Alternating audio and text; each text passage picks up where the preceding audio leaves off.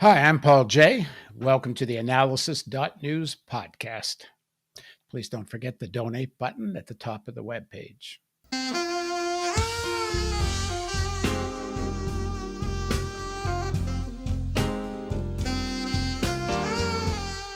Mike Pompeo says he's preparing for a peaceful transition to a second Trump administration. Here's what he said on Tuesday afternoon. There will be a smooth transition to a second Trump administration. All right, we're ready. The world is watching what's taking place here. We're going to count all the votes. When the process is complete, there'll be electors selected. There's a process. The Constitution lays it out pretty clearly. Now joining us to talk about what Pompeo had to say, and more importantly, about what the Biden administration is likely to do and what she would like to see it do when it comes to foreign policy and foreign policy appointments, is Phyllis Bennis. She's the director of the New Internationalism Project at the Institute for Policy Studies. And among her latest books are Understanding ISIS and the New Global War on Terror, a primer, as well as the recently published seventh updated edition of her popular Understanding the Palestinian-Israeli Conflict. Thanks for joining us, Phyllis. Great to be with you, Paul. So first of all, start with what Pompeo said. He's trying, it sounds like he's serious. He says apparently going to go to some foreign capitals to talk about the next Trump administration.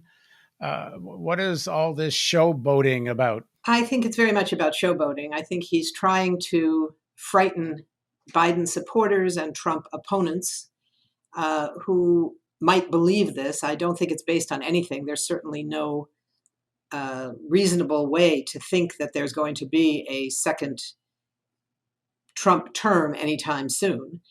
And I think that his travel, which had been announced before this, was already underway. I think he's getting out of Dodge at this moment.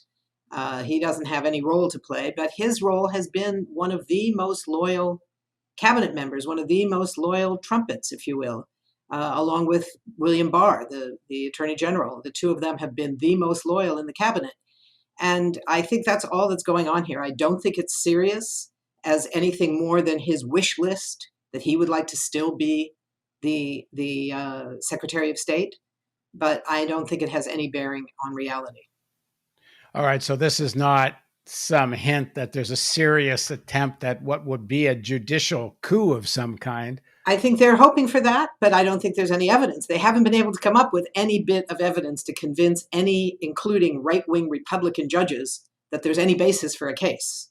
Until that happens, I don't think there's any reason to take it very seriously. I think we do have to be aware that there are people in high places, and he is certainly one of them, who are trying to orchestrate fear, are trying to delegitimize the entire election. But the bottom line is somewhere around 6 million people more voted against Donald Trump than voted for him. And that's important. And more important, in this crazy, undemocratic system that we have, there were a lot more electoral college votes for Joe Biden than there were for Donald Trump. Right now, that's where we are. The president-elect is Joe Biden. It's not Donald Trump. Now, it is President Trump for 70 odd days, and he can do some dangerous stuff.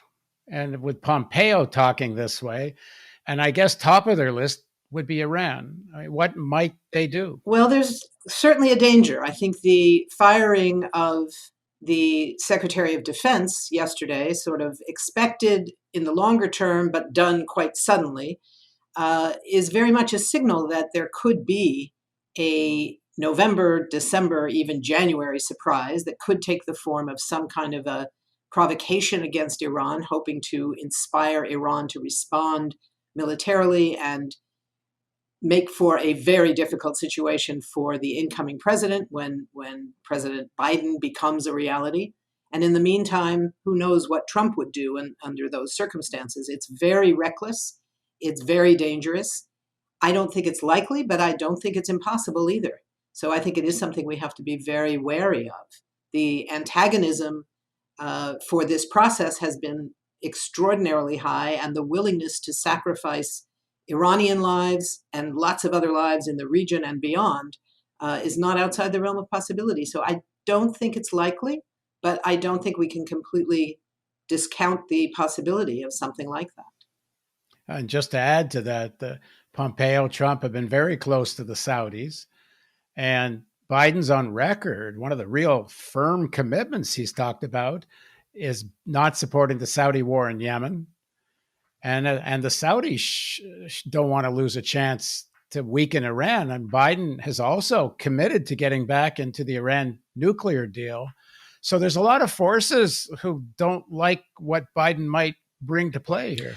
That's certainly true. I think, though, many of those forces also are not eager to see the complete level of chaos that might result from that kind of a November or December surprise. Remember, it's a lot easier to enter a war, to create a war, to cause a war, than it is to end a war. And while they may posture about wanting something like that to happen, they also know the consequences. For somebody like Trump, that's probably not much of an issue. But for some of the others, for the regime in Saudi Arabia, the regime in Israel, they also know what the consequences would be. It would not be pretty for them in the region as well. So I think that all of those things are dangers. But I think right now we are looking at a scenario where the victory in terms of votes, which is really what matters in this country so far, the victory is that of the defeat for Donald Trump, and a victory for Joe Biden and Kamala Harris to be the new administration. And right now, I think that's what we should be looking ahead to. Okay, so we'll keep an eye if anything batshit crazy happens on the Trump side. And given that he's a lunatic, we shouldn't rule it out. But let's assume there's going to be a Biden presidency. And while it's not batshit crazy, there's stuff to look hopefully towards, and there's stuff to be very concerned about. So what are your concerns, and what will tell you that Biden's heading in sort of a less warlike direction in terms of appointments? I think that the first thing we have to think about when we look at what a Biden administration is likely to be on foreign policy is two contradictory things. On the one hand, Joe Biden himself is a consummate traditional interventionist in terms of foreign affairs. He is not known for opposing existing wars. He did oppose the war, excuse me, he did oppose the war in Iraq later, but initially he supported it. And in fact, as the chair of the Foreign Affairs Committee of the Senate, he not only voted to authorize the war in Iraq, but he orchestrated a set of hearings where instead of allowing what were originally would have been at least five witnesses who were to testify about why the U.S. should not go to war against Iraq, and I remember this because I was supposed to be one of the five, he rejiggered the configuration of who would speak, and as it turned out, there were 18 witnesses, every one of whom supported going to war. So he played a very major role in making that war legal within the U.S. context, despite its violations of international law. So that's one side of it. On the other hand, we're looking at a Democratic Party that has, for the first time in decades, really in generations, is showing a powerful, new, empowered progressive wing that is very much responsible for winning the election. And Biden knows that. He's accountable to the Bernie Sanders wing, the Elizabeth Warren wing, whatever you want to call it, the progressive wing of the party. He's accountable to that wing far more than anybody before him in recent memory. He was elected with the help of the Black vote in key states. That was crucial. That was clear. And the Black vote overwhelmingly, as well as the Latinx vote and the Native American vote in a couple of key states, Arizona and Nevada particularly, all of those communities also were supporting the progressives in the congressional elections. So that changes the dynamics here. He doesn't have all the room to maneuver that other presidents might. So there's some things I'm concerned about and some things I'm optimistic about before we even get to the question of names. Of course, there are a lot of names. The one that I think is the most likely at the moment, Susan Rice, one of the few Black women diplomats in the State Department, who was previously the National Security Advisor for Obama, as well as a number of positions within the State Department. She has a wealth of experience. She's quite brilliant. And she has, in my view, never seen a human rights violation or a humanitarian crisis that did not require military intervention to deal with it. She was one of a small group of three. It was basically Hillary Clinton, Susan Rice, and Samantha Power, who were known to be the voices that persuaded President Obama to go to war in Libya against his better judgment. He had opposed it originally, and it was those three, from all the information we've gotten from sources in the State Department, that convinced him to go ahead. And we know how disastrous that war became for the people of Libya. There's been reporting that Biden actually opposed that intervention, and Obama went with Rice and Clinton instead of Biden, which maybe suggests that Biden wouldn't pick Rice. Certainly possible. It's also known that Susan Rice will have a very hard time in the Senate. She was blamed for this highly politicized claim about what happened to four U.S. military and military contractors who were killed in Benghazi in the end of the U.S. intervention in Libya, the direct intervention. It wasn't actually anything that she had any responsibility for, but nonetheless, she became blamed for it, and the sense has been that she would not be able to be confirmed. I'm not convinced that's true. It may be true, and it certainly will be a factor that Biden will look at when he thinks about whether she would be the right person for the job. Sorry, who else would concern you if it isn't Rice at Sec State? One who's getting a great deal of attention is Senator Chris Coons. He's now the senator in Connecticut who took over Biden's seat. And he's the one of all of these people who is kind of openly competing for the job, if you will. He's making very public that he would like the job, and he's being talked about by a lot of pundits as a likely choice. He's a very dangerous choice, in my view. Among other things, he has said that he is terribly troubled by the fact that China has doubled its diplomatic budget over the last 5 years. The U.S., in the meantime, has slashed its diplomatic budget, and it continues to escalate its military budget. I don't know if he thinks it would be better if China escalated its military budget instead. China pays, it's about a third of, or less, it's less than a third really, of what the U.S. military budget is like. And here they are doubling their diplomatic budget. That to me says something about China's view of the importance of diplomacy.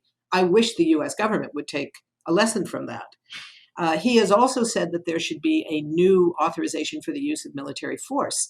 Instead of saying that we should just end the two authorizations, the one that authorized the Afghanistan war in 2001 and the one in 2002 that authorized the U.S. war in Iraq, that they have long since expired in any practical or legal way, and they should just be gotten rid of. He says no, they should be replaced by a better one, which would allow U.S. ground troops to be deployed by the president, which would be in place for at least 5 years. This is a very dangerous development. So I think, there's others, but I think that he would be very problematic. There's also the possibility of Anthony Blinken, who's a longstanding advisor to Biden, going back to his years in the Senate and his years as vice president. The issue with him, I think, is that he's more likely to emerge as something like the national security advisor, something closer, working very closely with the new president in the White House, in the West Wing. So I think he's a little bit less likely for this position, which is it's across town, they're out of the country a lot. So I think that's less likely, but it's certainly a possibility. And again, he's very much an inside player.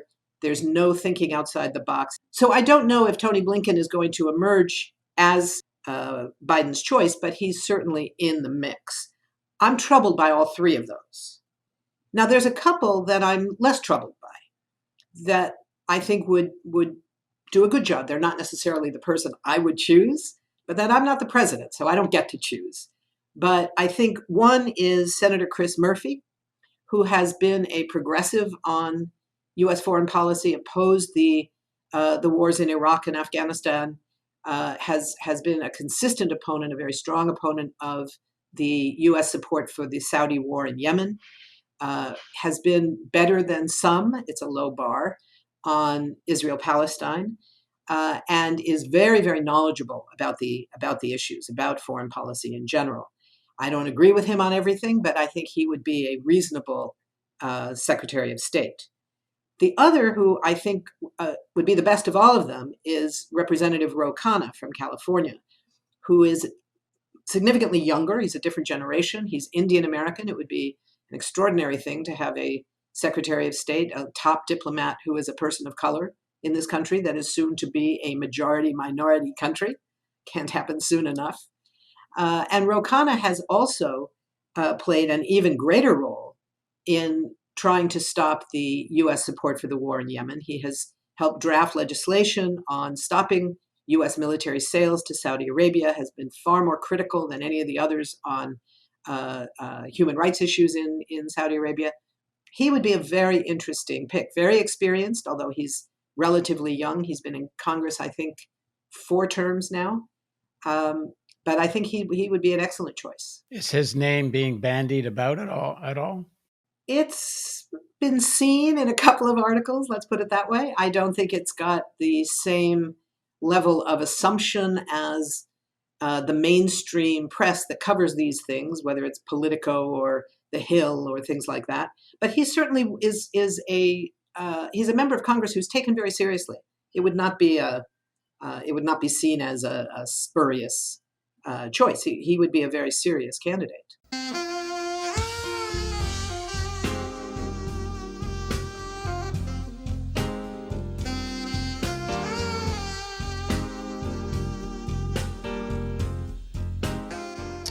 What about in some of the other key positions? Secretary of Defense, National Security Advisor? Yeah, Secretary of Defense, I'm afraid, is going to be Michelle Flournoy.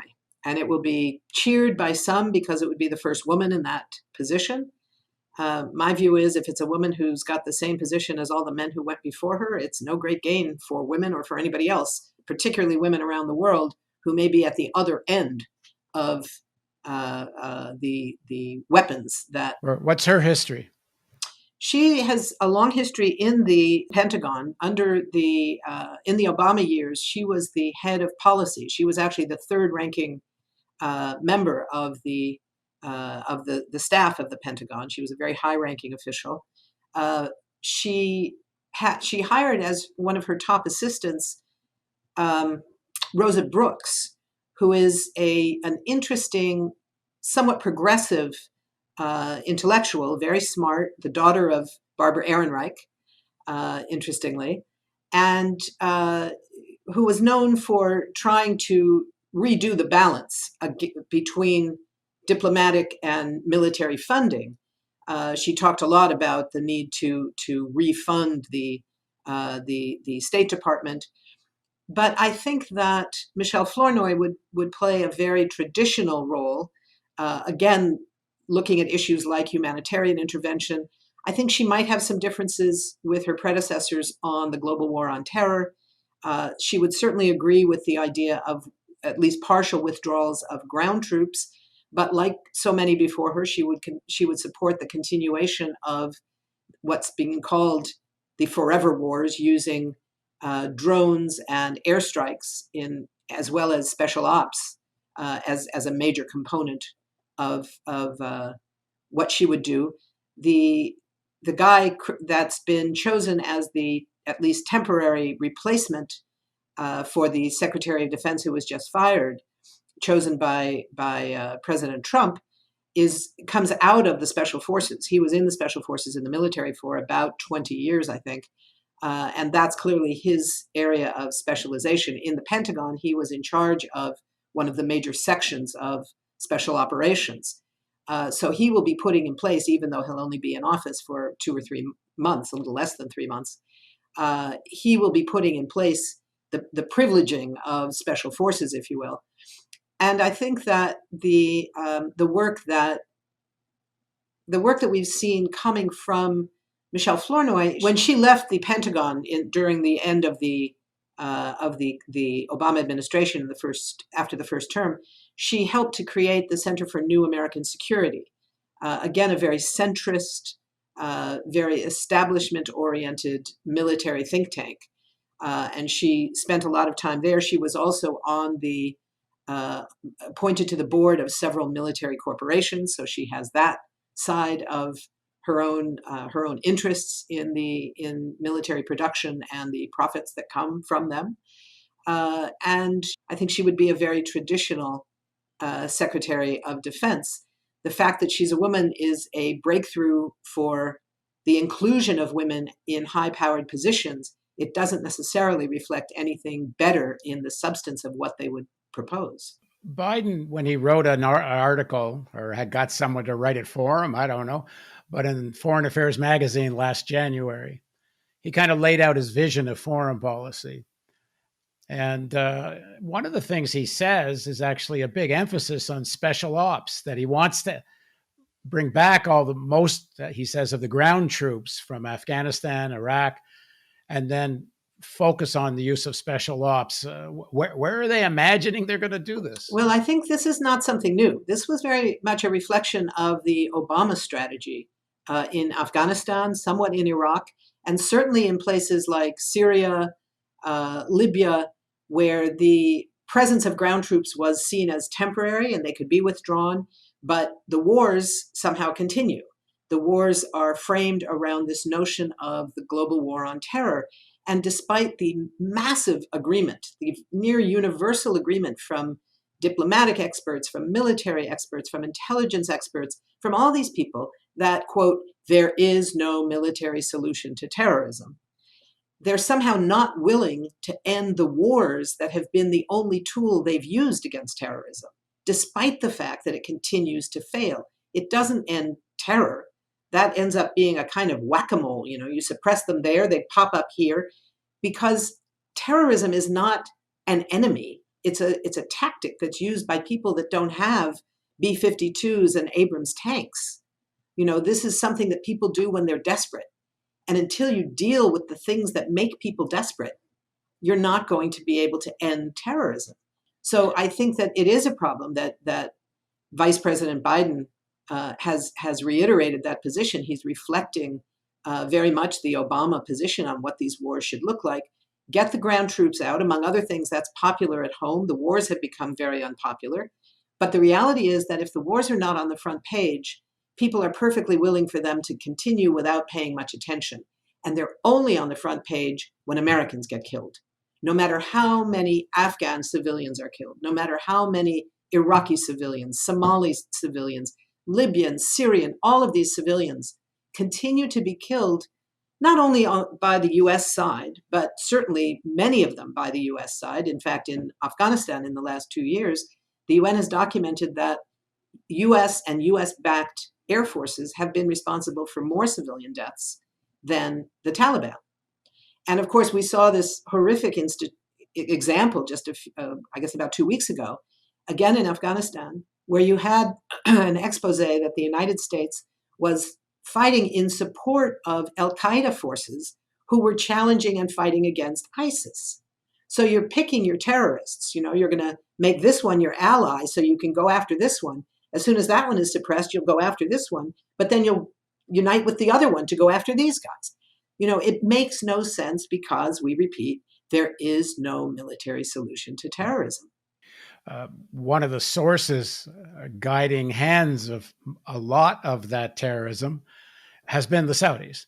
It's a strategic, tactical tool of theirs to use terrorism in various ways, not including threatening the British, threatening the Russians, and according to Bob Graham, being in on 9/11. The Biden position of not supporting the Saudi war in Yemen, and if in fact they re-enter the Iran nuclear deal, is this a distancing from the Saudis? Is there something strategic going on here? It's hard to say how strategic it is. It certainly is distancing from the Saudis. There has been a move in Congress. There were over 100 members of Congress, which was a first, who supported a resolution that ultimately failed, but nonetheless, having 100 members of Congress support a resolution calling for an end to the U.S. arms sales that were being approved. That's huge. That has not happened before. There's been some amazing work done. Again, this is always about social movements, far more than about what members of Congress do. Members of Congress do stuff when they have to, when they're responding to their constituents to movements on the ground. We have built movements this time around on this question of Yemen, which of course the UN has said is the worst humanitarian crisis going on in the world. And that's up against a lot of competition. That's a very serious charge to make. And the UN has been saying that now for more than 3 years. So that reality, if it's true, we know that Biden wrote that in his foreign affairs piece.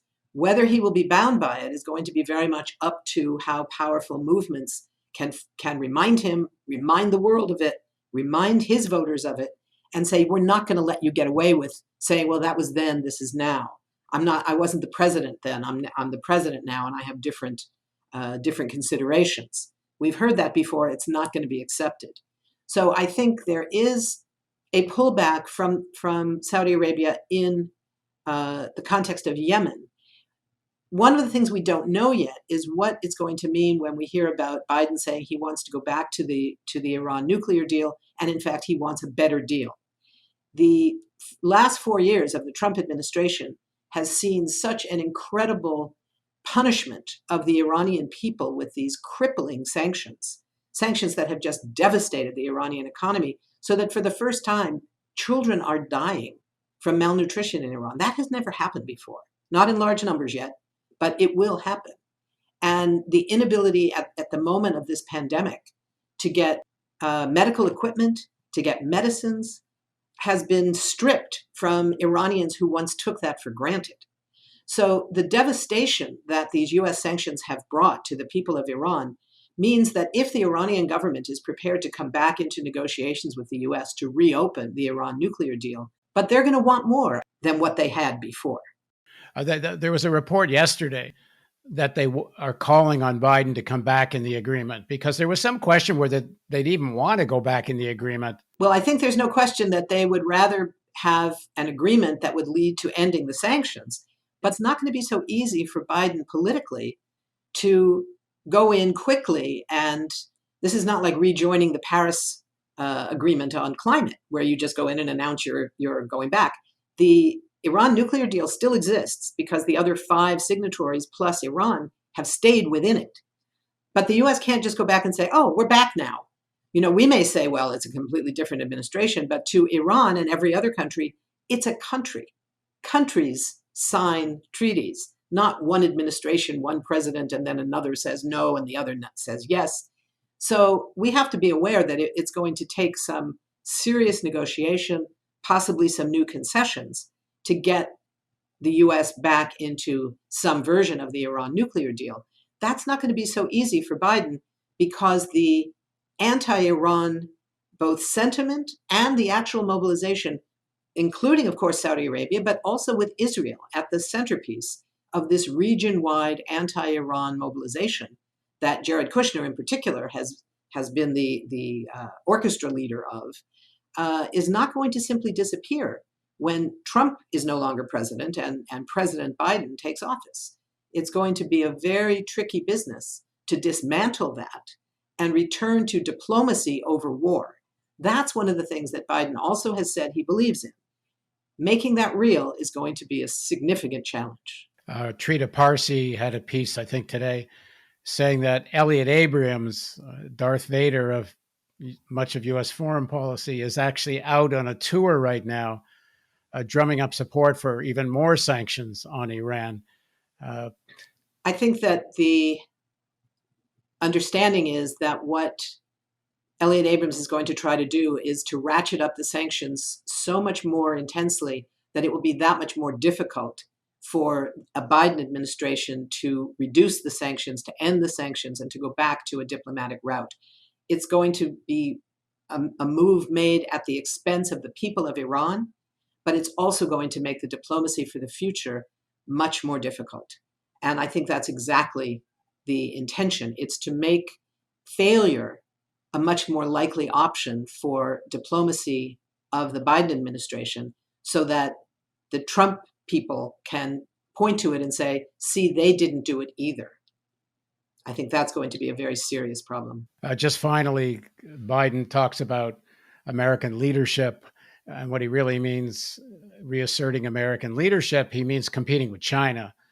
And he's got a lot of, in his even as climate policy, trying to break the Belt and Road Initiative and offer alternative financing to the countries that are signing on and try to get them to break away from China. I mean, that seems to where his real focus is going to be. Well, we'll see. On a certain level, it would be an optimistic improvement if the U.S. competition with China was diplomatic in nature rather than military. What we've been looking at has been a very dangerous military escalation in the South China Sea, involving the Philippines, Vietnam, other countries that the U.S. is trying to round up into an anti-China coalition, very much like what they're doing against Iran in the Middle East. And the potential for a clash, even not something that was planned or executed at the highest levels, but just something that is the result of the over-arming, the over-militarization of that region, has been very dangerous. So a challenge to the Belt and Road Initiative or other diplomatic initiatives would actually be a way of ratcheting down the potential military tension. Yeah, that's a good point. Thanks very much for joining us, Phyllis. Thank you, Paul. Always a pleasure. And thank you for joining us on the theAnalysis.news podcast. Please don't forget the donate button at the top of the webpage. And now some music.